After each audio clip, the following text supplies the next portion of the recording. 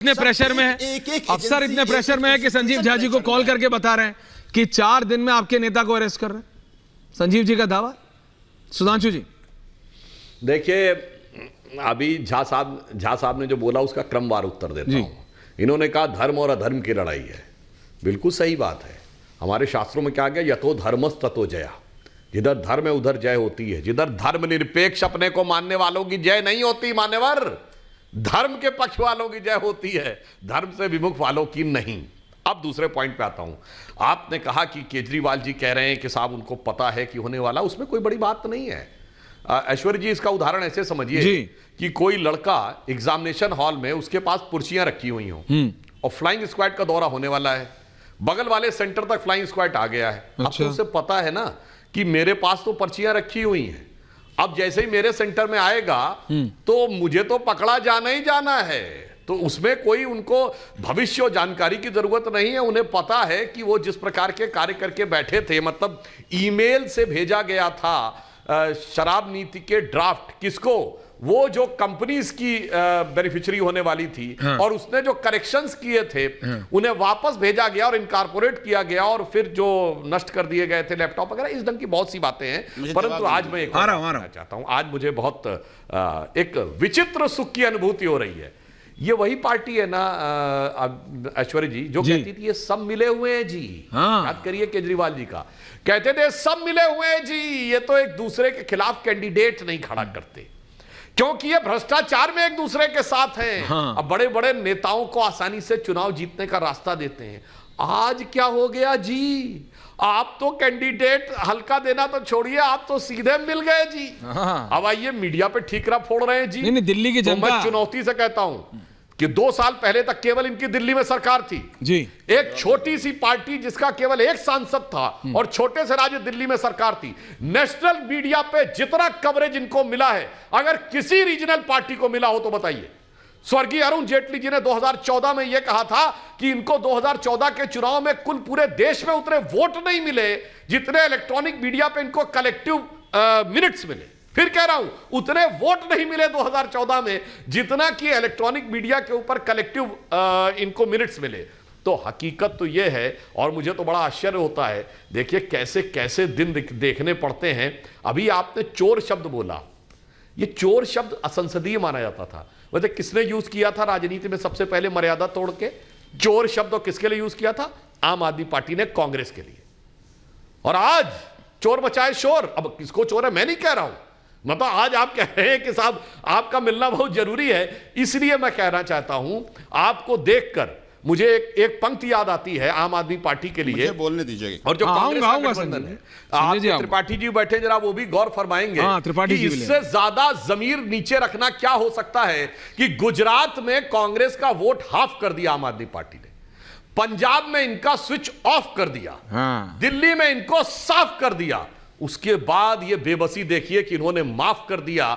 इसे कहते हैं कि सुबह तक शाम की नजरों से उतर जाते हैं, सुबह तक शाम की नजरों से उतर जाते हैं।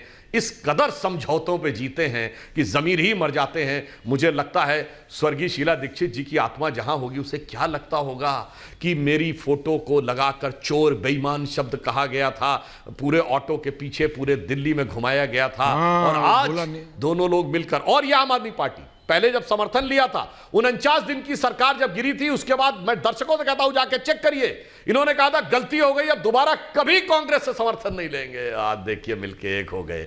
इसीलिए कहते हैं ये सत्ता की बलिहारी और जमाना बदला जाए। देखो बेबस ये लाचारी और जमाना बदला जाए, और अंत में ये वो पार्टी है ना जो कहती थी आरोप लगते ही इस्तीफा दे देना चाहिए।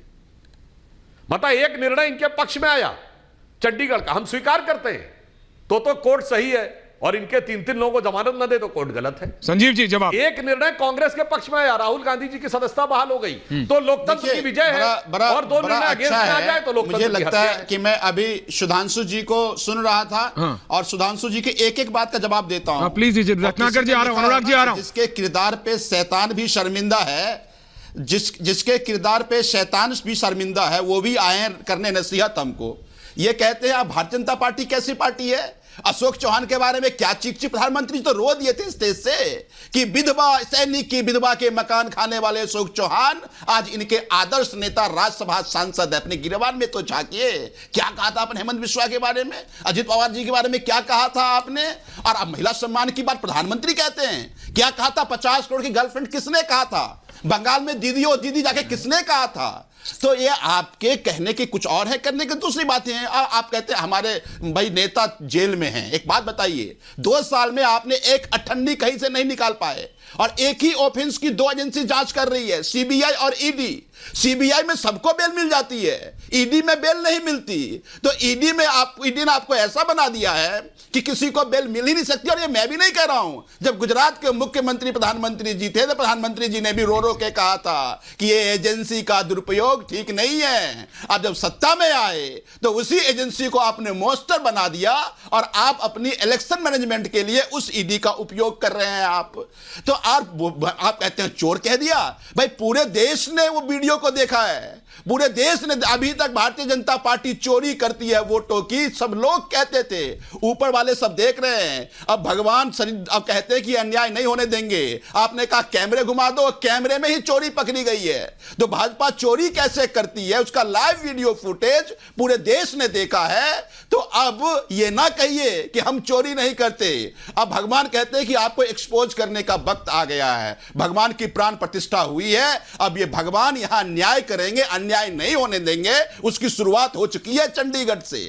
तो इसलिए सुधांशु जी मैं आपको कहना चाहता हूं कि ये कितने भी अन्याय आप क्यों ना कर लें, इस देश जनतंत्र में जनता सबको माकूल जवाब देती है। आप अभी कह रहे थे भाई हमारे ऐश्वर्य भाई कि मोदी जी को कोई नहीं हरा पाता, कोई नहीं हरा सकता। यह निर्णय किसी पत्रकार का तो हो सकता है, यह निर्णय जनता का नहीं है। चुनाव आने दीजिए, छत्तीसगढ़ में कौन जीता था? देगी, चूंकि आप तो गए थे गुजरात में, छत्तीसगढ़ के तो आप ही इंचार्ज थे। बेरोजगारी का क्या हो गया? नहीं छत्तीसगढ़ देखिए, मैंने मौका दिया आप दोनों को आराम से। देखिए मैंने आप दोनों को बहुत शांति से मौका दिया, बहुत आराम से डिबेट हो रही है। छत्तीसगढ़ के तो आप ही इंचार्ज थे, कितनी सीट आई आपकी?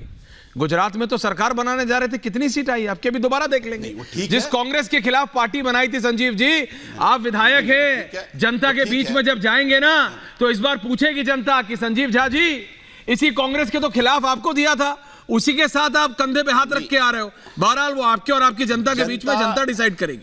जनता जनार्दन है संजीव जी। सुधांशु त्रिवेदी जवाब दे रहे हैं, अनुराग भदौरिया, रत्नाकर त्रिपाठी आ रहा है। ओके संजीव, जनतंत्र सुरक्षित, quick response, thank you Anurag ji. अगला आ रहा हूं अनुराग जी, आपकी भी सीटें हो गई हैं, रिलैक्स। सुधांशु जी क्विक रिस्पांस।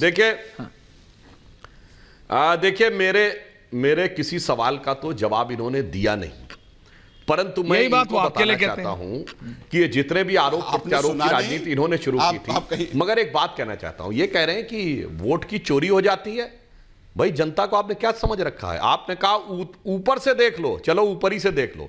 पंजाब में चोरी नहीं होती है, हरियाणा में चोरी हो जाती है, उत्तराखंड में चोरी हो जाती है, हिमाचल में नहीं होती है, दिल्ली में चोरी हो जाती है और नहीं होती है, यूपी में हो जाती है, राजस्थान में 2018 में चोरी नहीं होती है, 23 में हो जाती है, छत्तीसगढ़ में 2018 में नहीं होती है, 23 में हो जाती है, बंगाल में चोरी नहीं होती है, तेलंगाना में चोरी नहीं होती है, आंध्रा में चोरी नहीं होती है, महाराष्ट्र में हो जाती है, असम में हो जाती है। क्या समझ रखा मेरे भाई, जनता को क्या समझ रखा है?